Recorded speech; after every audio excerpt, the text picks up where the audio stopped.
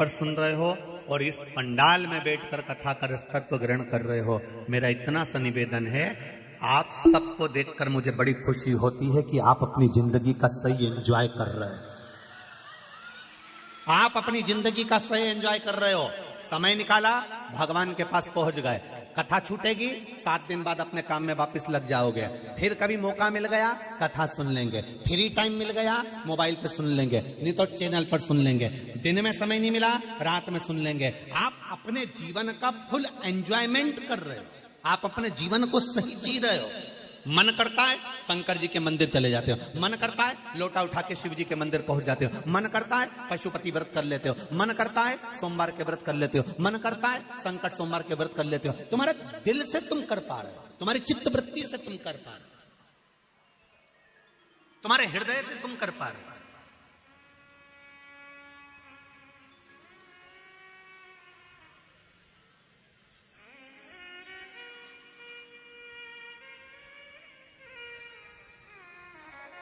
सीता जी से रावण ने पूछा था, 4 बार माता सीता से रावण ने पूछा, सीते, हे सीते, मेरी नगरी में कमी क्या है? सोने का राजमहल है, सोने के पर्णकोटे हैं, खाने के लिए तेरे लिए तू बोल किस चीज की कमी है, मैं सब लाके रख देता हूं तेरे आगे। बोल सीते, क्या चाहिए तुझे?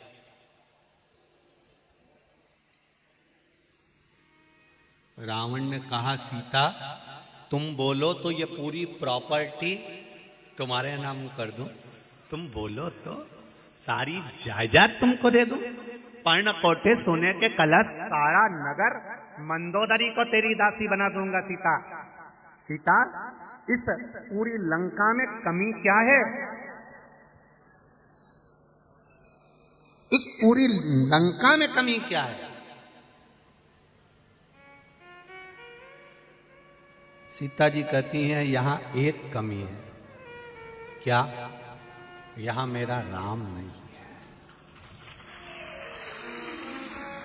इस पूरी लंका में एक कमी है, यहां मेरा राम नहीं है। शिव महापुराण की कथा कहती है, इस पूरी लंका में ये शरीर लंका से कम नहीं है। जैसे लंका जली थी ऐसे ये भी जलेगा। सीता जी कह रही है, इस पूरी लंका में एक कमी है कि राम नहीं है।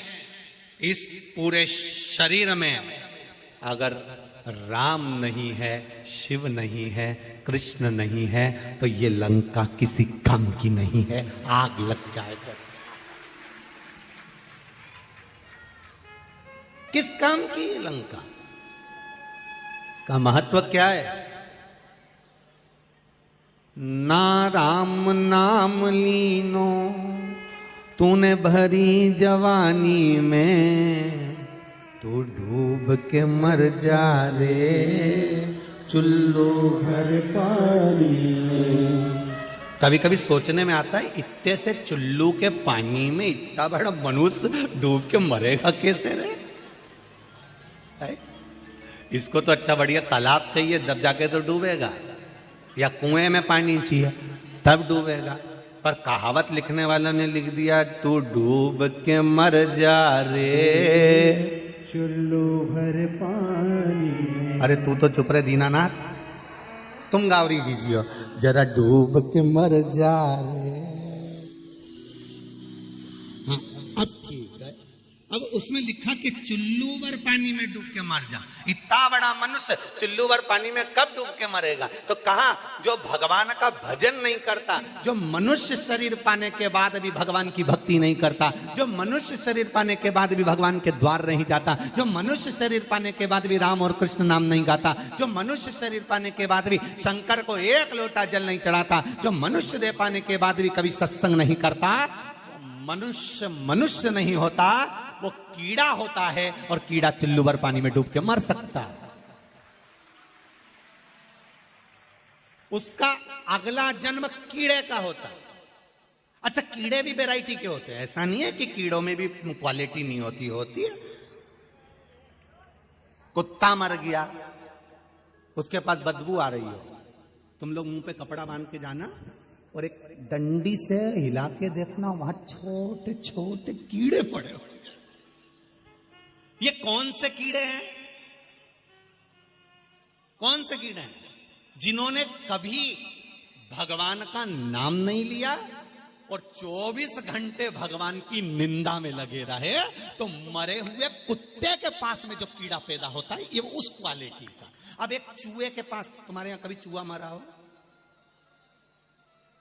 मरा ना, और सड़ गया और बहुत भयंकर हाल हो गए, और उसके पास में एक सफेद कलर की इल्ली हो जाती है।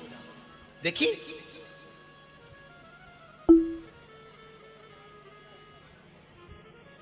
हमारा पुराना घर था, उस घर में टीन का मकान था, 3 कमरे। कभी आप सीहोर आना, हम दिखाएंगे आपको, अभी भी है उसे 3 कमरे। उस 3 कमरे में छोटा छोटा कमरा, अब उस कमरे में बहुत सारा सामान पड़ रहा है। अब मिट्टी का मकान, मिट्टी का घर, तो ऊंद रहा तो बहुत चूहा। अब कहीं मरीज जाए, मर गया तो बदबू भी घनी आए, और उसी समय मेहमान आ जाए तो बड़े दिक्कत दुख होता है। तो मेहमान नहीं आते थे उस समय पर, और आ गए तो बड़ी से सोच में पड़ जाए। तो हमारी अम्मा हमसे कहती, चूहा ढूंढो ढूंढो।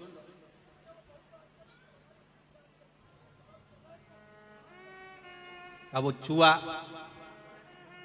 वो के पास में छोटी छोटी सी इल्लियां जब पड़ जाए, तो हम हमारी अम्मा से पूछते, अम्मा गजब का बदबू मार रहा, और इल्ली इतनी छोटी छोटी उसके पास कहां से आ गई, कहां से पहुंच गई? अम्मा बोली, बेटा, मोदी सरकार की guarantee, food security ensured, free food grains to 80 crore people. हमारा संकल्प, विकसित भारत। है ना, वो ऐसा इल्ली बन के उसको नोच नोच के खाता है, उसको निकाल निकाल कर खाता।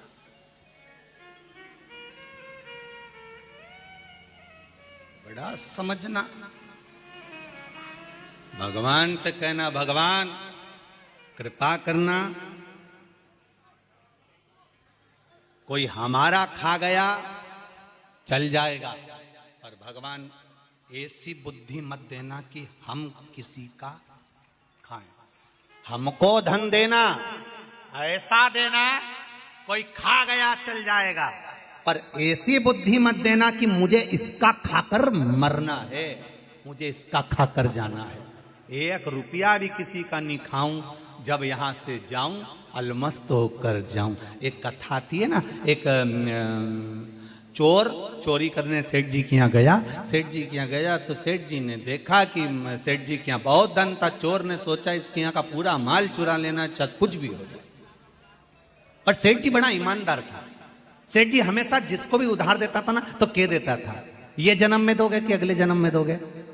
अब जो चतुर होता था वो कहता था हम इसी जन्म में देंगे। जिसकी खाने की नियत होती थी वो कह देता था हम, अरे बोलो तो अगले जन्म में देंगे। अब चोर ने सोचा पैसा तो लेना, तो सेठ जी के पास गया। सेठ जी, सेठ जी। सेठ जी ने बोला, बोलो, मेरी बेटी का ब्याह है सेठ जी, ले लो पैसा। कितना चाहिए? 20,000 रुपए। ले जाओ। ये जन्म में दोगे कि अगले जन्म में दोगे? उसने कह दिया अगले जन्म में देंगे। सेठ जी ने कहा लीजिए, 20,000 दे दिए। इसने तिजोरी देख ली, इसने देखा तिजोरी में बहुत माल है, रात को आऊंगा सब चुरा कर ले जाऊंगा। आया, जहां पर भैंस बनती थी उस भैंस के तबेले में जाकर छुप गया। सेठ जी को जाने का इंतजार करने लगा, ये जाएं और मैं धन चुराऊं। सेठ जी जाएं और मैं धन चुराऊं। रात बहुत हो गई, सेठ जी जाने लगे। इतनी देर में भैंस आपस में बात करने लगी। एक भैंस ने दूसरी भैंस से कहा, री जी तो कितने साल से दूध दे रही है यहाँ पे? उसने कहा 3 साल से। एक भैंस ने दूसरी से पूछा, तू कितने साल से दूध दे रही है? मुझे 9 साल हो गए दूध देते देते। एक ने पूछा, तू कितने साल से दे रही है? मेरे को दूध देते 12 साल हो गए। अच्छा, तो अपन सेठ जी के यहां दूध क्यों दे रहे हैं? तो भैंसों ने आपस में बात करते हुए कहा, ये सेठ बड़ा चतुर है, उधार देता है तो पूछता है ये जन्म में दोगे कि अगले जन्म में दोगे। जो इस जन्म में देकर नहीं गया वो अगले जन्म में हमारी जैसी भैंस बन जाता है और निचोड़ निचोड़ के देना पड़ता है, निचोड़ निचोड़। इसलिए हम भैंस बनकर दूध दे रही हैं। जी जी हो तुमसे भी निवेदन है। और जितने भाई कथा सुन रहे हैं भगवान से कहना हमको इतना झोली भर कर देना कि लोग हमारा खा भी लें तो हमें चिंता नहीं रहे, पर हम किसी का नहीं खाए, नहीं तो अगला जन्म भैंस का लेके निचोड़ निचोड़ के देना पड़ेगा।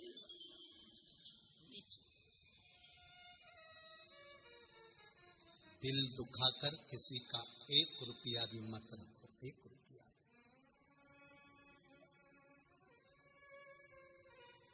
सुखी नहीं हो सकते, आनंद की लहर नहीं आ सकती, खुश नहीं हो सकते।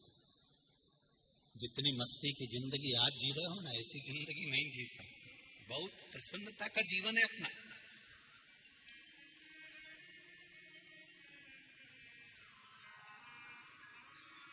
जो ज्यादा भाव खाता है वो बाद में बड़ा और पाव